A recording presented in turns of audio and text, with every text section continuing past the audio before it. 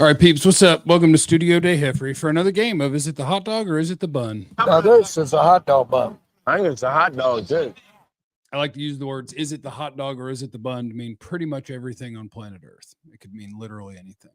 And that's what I like. Your boy has been watching a bunch of receivers today to get ready for the 2025 NFL draft, which sucks for anybody who's looking for a Cowboys Bengals preview, but you'll get that tonight on the DLLS Sports channel when I'll do the pre and post game show tonight.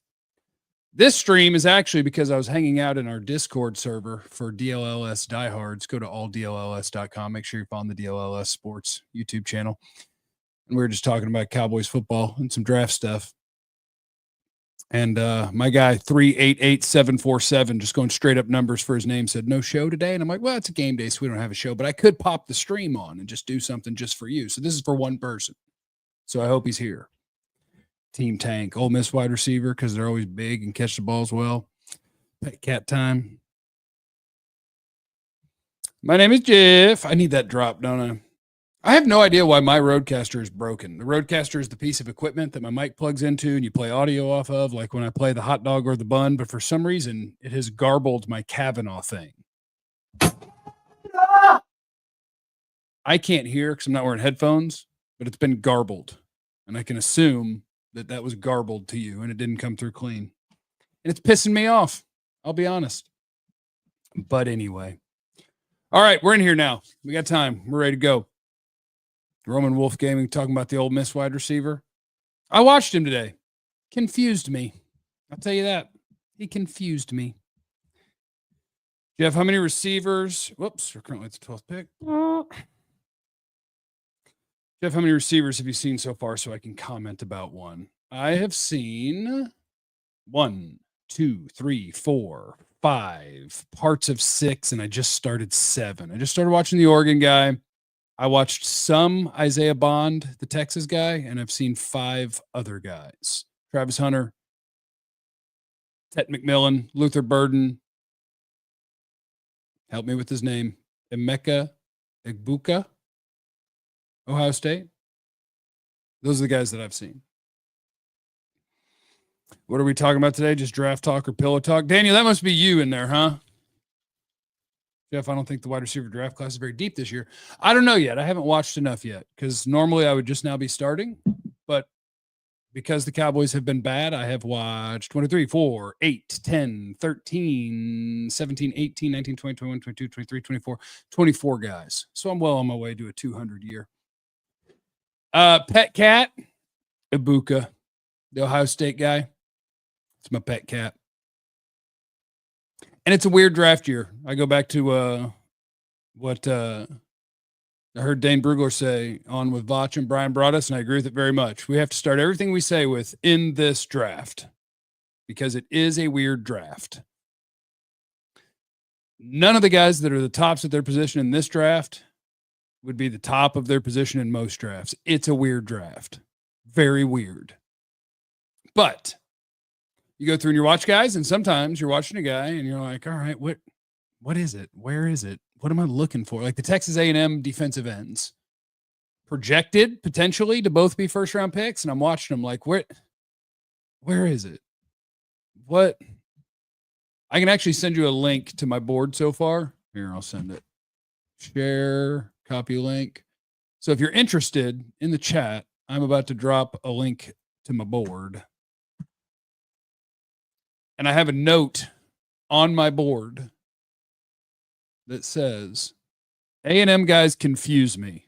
I'll figure it out. And temporarily, they're just sitting somewhere. We got a super chat. Who do you believe coaches us and why is it Gruden? Gruden wouldn't shock me. Wouldn't shock me at all. Anybody who has a track record, has won a Super Bowl, that Jerry knows their name and thinks he can sell, it wouldn't shock me at all. And Gruden's on his little PR tour doing internet stuff, being fun. Wouldn't be surprised. Archie wants Arch to come to Dallas. Boy, I'll take it. I think Arch is better than Quinn Ewers already. He should probably be playing right now. But they can't do that to Quinn. Or maybe they can. Anyway, the wide receivers. Travis Hunter's a stud, right? His scouting report is easy. Travis Hunter's a better athlete than everyone else on the football field. The end. So everybody wants Travis Hunter. But then you have to figure out, what in the hell am I doing with Travis Hunter? Is he a corner who plays receiver? Is he a receiver? A receiver that plays corner seems weird to me. So I think he's going to be a corner that plays receiver. And I do think he's awesome. Like, you can't stay in front of him. You can't cover him, and he can cover your best guy, at least in college. We'll see how that plays in the NFL, but he's such a freaking freak. Excuse me while I sip my Spark. I was planning to go for a walk, but I was in our DLLS diehard Discord server, and we wanted to talk Cowboys football, so I jumped in there. What's your opinion of Mason Graham? Okay, let me do the wide receivers. Now, if that were a super chat, I would tell you about Mason Graham right now. Even if we do get Arch next year or the year after, what do we do with Dak? You could find your way out of the Dak thing after 2 more years of football. Or you could go full Broncos. Like, they got rid of Russ, and it just cost them $100 million on the spot. Like, it's doable. It just hurts a lot. My mock is OTDTDTDN, and I traded out of first. That's the fun or bad part about the draft for the Cowboys this year. It's the fun or the bad part. Is that the hot dog or the bun? Now this is a hot dog bun. I think it's a hot dog, too. No matter what you say you would pick in the first round, people are going to get mad at you because they're like, but you didn't pick this. And the answer is they need lots of things, or at least could use lots of things. And if you want me to watch a Utah State wide receiver, you're going to have to be a little patient, okay? I'm working my way through. But back to what I was talking about. Travis Hunter's a stud. If you could get Travis Hunter, you would take Travis Hunter. They can't have Travis Hunter. The end. Alabama QB, what ground's he going? First. Then you go to the rest of the wide receivers. And once upon a time, Brian Broaddus referred to me as the wide receiver whisperer. I don't know if that title has been yanked from me due to my Sky Moore mishap. But once Sky gets away from his bad coach and bad quarterback, surely he'll take off. It's obviously Mahomes and Andy Reid's fault that he hasn't been good. Suddenly he can't even catch. What the hell is going on? So I told you my pet cat, since I can't have Travis Hunter, is Egbuka, the wide receiver at Ohio State. And everybody's freaking out about their freshman wide receiver, who is absolutely awesome. But I love Egbuka. He's amazing. This is one of the things that happens in a draft is you say, okay, would you rather have this guy or that guy? And then I am a coward and start telling you, well, ceiling or floor, can I get the most out of this or that? Tet McMillen at Arizona is 6'5", well over 200 pounds, has big time college production, and is wonderful at a lot of things. His catch radius is the equator. He catches everything. He makes everything look easy. He's actually, if you look at the forced missed tackles, would tell you he's good after the catch. I don't know. I mean, he's smooth after the catch and navigates it well, but I don't know that he's explosive after the catch. Whatever. He has all of the good things that tell you this dude is ready to be an NFL X and be good at it. I just watch him on tape and I'm like, I know what his things are. His things are he's huge. He catches everything. He catches it easy. He can win a 50-50 ball. He has lots of them. I'm just so scared of the big receiver these days. If you told me I could have him, fine, I'll take him and I'll be happy. But I'm scared of the big receiver. My 2024 NFL rule is separate, get open. I don't want you having to pluck the ball away from somebody. So Tet McMillen, I'll take him. Arizona receiver, big guy, wonderful player. I'll take him. Luther Burden, Missouri receiver. Opposite of Tet McMillen. He's more like, let me get his measurables. What is he, about 5'11", 210? So you can picture that, right? Muscular, strong, after catch demon, hell on wheels. You get the ball in his hands and people do not want to tackle him because it either hurts or he makes you miss. Luther Burden is super fun. Production this year, not great, but just blame other people because last year it was wonderful. So he's had college production. He is hell on wheels after the catch. He can make plays down the field too. It's like he's my explosive raise hell son of a biscuit. Why are you already covering wide receivers? Because I love wide receivers. I started watching offensive linemen. and then running backs. I was like, what am I doing? Let me go watch the guys I love. So that's Luther Burden, right? We have a gigantic receiver who's going to play X, and maybe he's T. Higgins. You have Luther Burden, who maybe he's fake Tyreek Hill.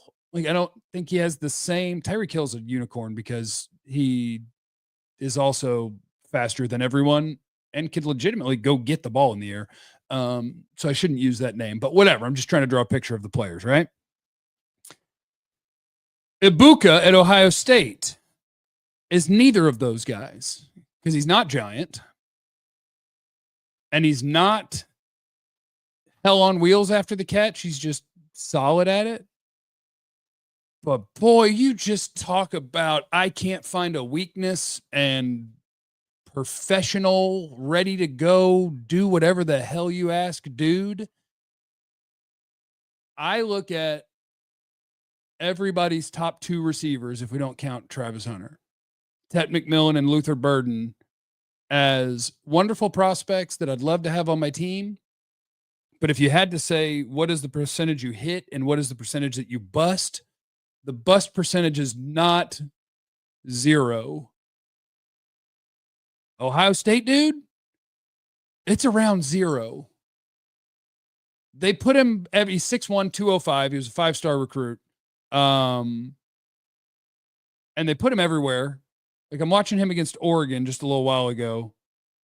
Cardinal Tate's a sophomore, isn't he? Because I watched him run one route for Ohio State.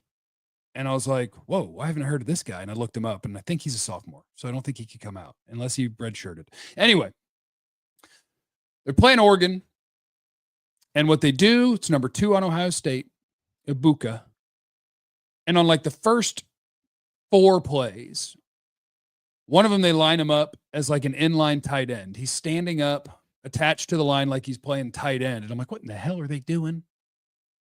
They motion him out, throw a screen to the guy behind him because he's a hellified blocker. So they're setting it up to get him out front to lead for somebody else. Then they didn't throw him this slant route, but he is a hellified route runner at setting people up, at having the acceleration and the quickness. Destroys a dude on a slant, doesn't get the ball. I'm just drawing the picture of how many things he does. A play or two later, they've got a running back. They're in shotgun. They got the running back off to the quarterback's right, and they got my guy Egbuka off to his left playing in the backfield, and the running back lead blocks for him to run a sweep, and he does it quite well. He's everywhere, doing everything, and he is so ready to play NFL football right this second and play every snap and play all over the place and block his ass off and separate and catch. Did I say catches everything? It's just so polished. So polished. Will be a better version of Olave. See, Olave, I think, is different. This is the hard part about comparisons. And thank you, Marcus, for being the super chat. I think he's more like Jackson Smith and Jigba than Chris Olave. Like, Olave was a little smaller and more elusive when it comes to route running, and this guy's more full size, and like, he's not going to make people fall down after the catch. Probably not going to run through a bunch of dudes either, although if you half-ass tackle, he will run through it. He's a strong dude. But Egbuka is my pet cat because he does everything. If you're throwing a screen to somebody else, cool, he's a dog. He's going to block for that dude. If you're throwing it to him, he's going to navigate it well. He's got good acceleration. He's going to absolutely catch it. If you're going to have him run whatever route you want, he's getting open. He could have huge numbers. I'm watching him win on routes, and they're throwing to other people, and I'm mad at them for him. Throw it to my red-shoed guy. He was wearing red shoes. So anyway, he's my guy. So now I get to draw up my dream scenarios on how this is all going to work out. If I could have him in the second round, I'm doing backflips. If I could trade down from 10 to 12 to 18 to 20 and pick him and have another pick, sweet. Because in this draft, it's weird. And so that's how the draft works, basically. Did I already talk about Tet McMillen? I did. I'm a little bit scared of the big receiver, but he has so many things you love. He has proven college production. He has a catch radius that is massive. He's very smooth mover, especially for being 6'5". I don't know who my comp is for him. Maybe it's T. Higgins. I don't know. I'll figure it out. But he has a lot of things you like.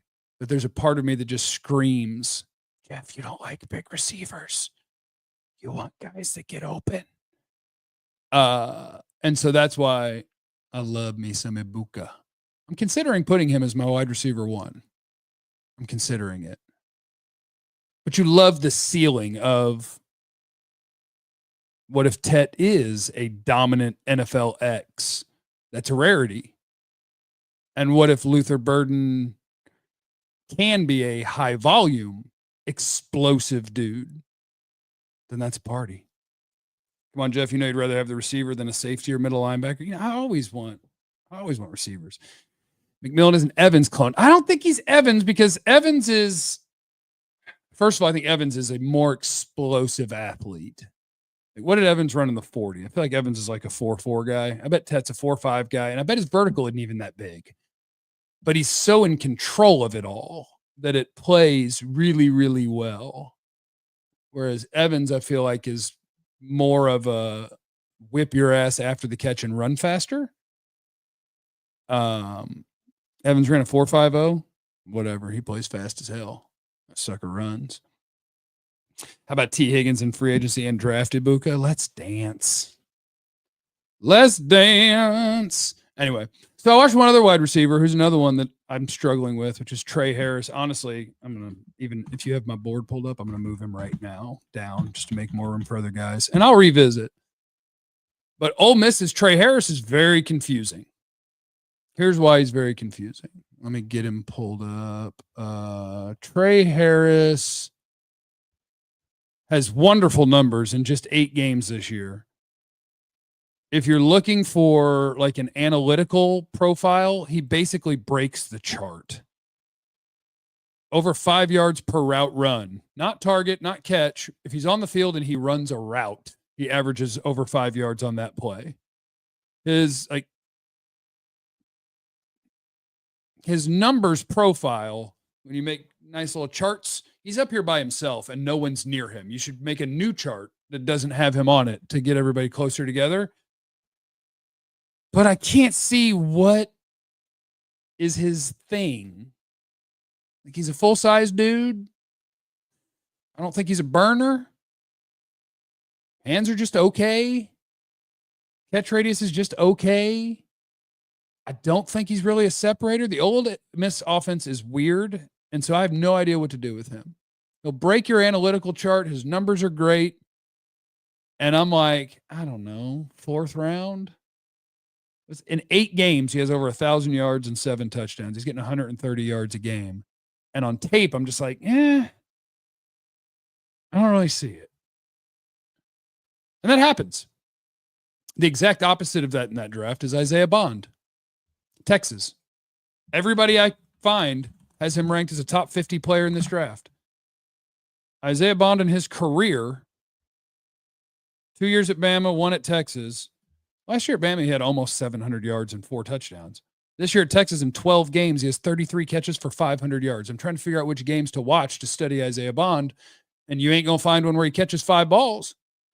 He's not the leading receiver on his team. He's the 3rd leading receiver on his team, and he's projected to be a top 50 pick. Trey Harris has all the production in the world in the SEC, breaks my graphs, and I wouldn't take him in the top 50. Because Isaiah Bond is kind of in the Luther Burden vein, not as thick, so not as strong, but just a hyper athletic run, jump, acceleration, quickness, agility, speed. You see all of those things, and that's why people will tell you that the NFL draft is very much a traits thing, not necessarily a production thing. I forget the Florida State defensive tackle. People got so mad at me. Florida State fans only. But they had a defensive tackle, maybe Walker was his last name, and he had like 20 sacks on the season. And I was like, I don't even think I'd draft him. Because you're watching for what does this guy do that's going to work in the league. And for Isaiah Bond, the answer is he runs faster and quicker than everybody, changes directions and all that, and he's going to be hell to deal with. But I'm like, how are you the 3rd option on your college team? I don't love that. So what I want is things that translate, be the number 1 option on your college team. And if you could do it immediately as a youngster, that's very encouraging.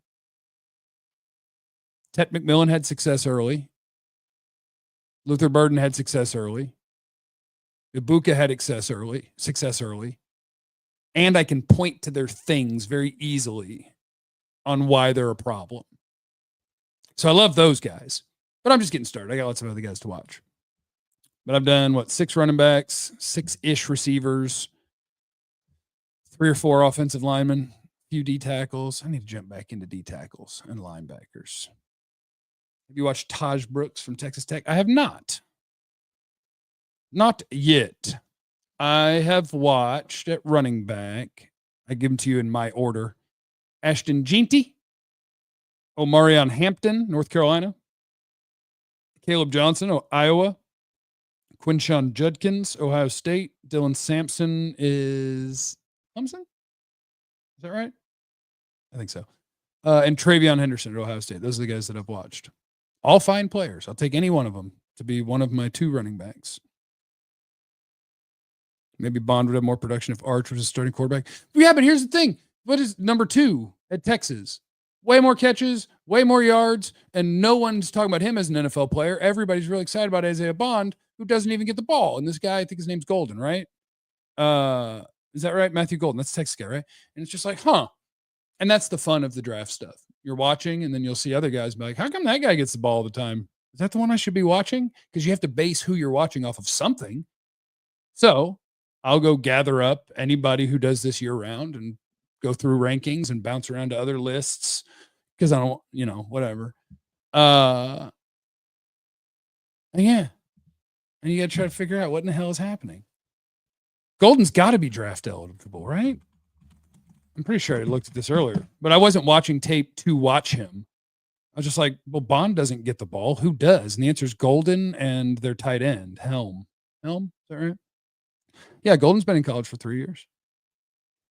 I think he was a transfer too. Maybe Houston 2 years and then Texas. Yeah. And so now I'm like, do I need to watch Golden? Because nobody's ranking him as a prospect, but he's catching way more than Bond. Anyway, that's some stuff. That's some wide receiver stuff. I don't think I have anything else I need to do today. We will have, I know he's had throw. I'm just saying.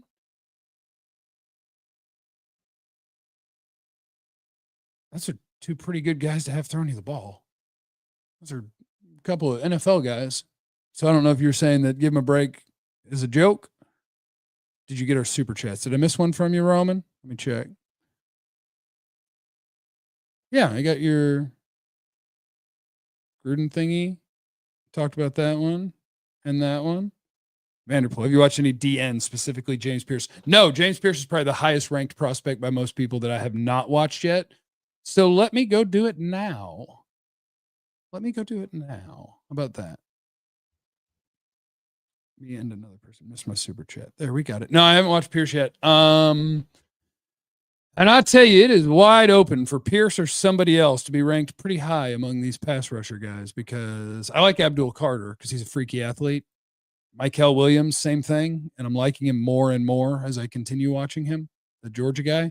But it's a weird year. Mason Graham, what's he got? Like 3 sacks this year? And it's like top 10 pick, top 5 pick. And I'm like, I see the things that he's good at. And I like Mason Graham, but in most drafts, that is not a top 6 to 10 pick. And with pass rushers, normally you're looking for more production. And I think Pierce might be the guy who actually has some production. So I'm excited to watch him. I'm going to check him out. I said Tez Johnson and Evan Stewart too.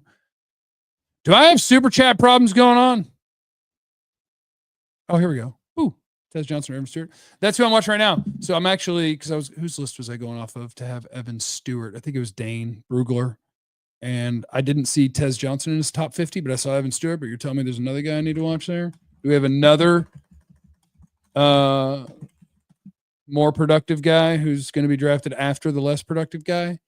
Tez Johnson, 5'10", 165, senior, 5th year, it looks like. Ooh, big numbers for 4 years. That's pretty good. We like production. All right, well, let's go watch some Oregon receivers. Let's do it. Let's do it. Jeff, I started thinking this weekend, Drew Aller getting the Jordan Love treatment in Dallas. So sounds. I do need to watch some quarterbacks. Need to watch some quarterbacks.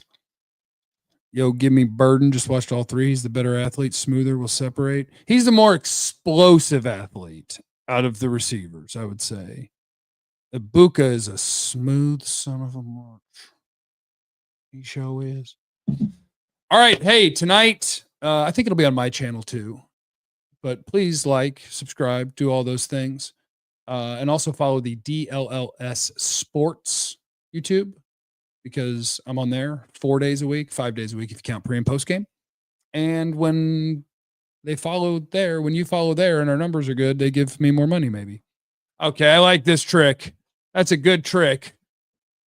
Is this a deep draft? We're going to strike out in the third. I bet it's a deep draft. It's not great at the top. And I don't mind that. That just means we got to work hard. We got to go find our guys. And we got to not be afraid to take good players at the spots where you're swinging for the fences, hoping for great players. Just take a good one.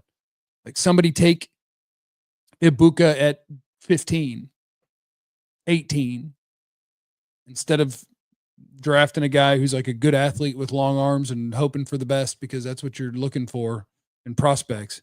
Just take the player. Take the kick-ass player. All right, I'm going to go. I love you guys. See you at Cowboys pre and post game tonight. Cowboys by 1 million, but if they lose, that's good too. So we really can't lose tonight. How about that? I appreciate all of you. I really do. Remember, you have no idea what anybody's going through, so be cool to everyone. I love you. Be easy.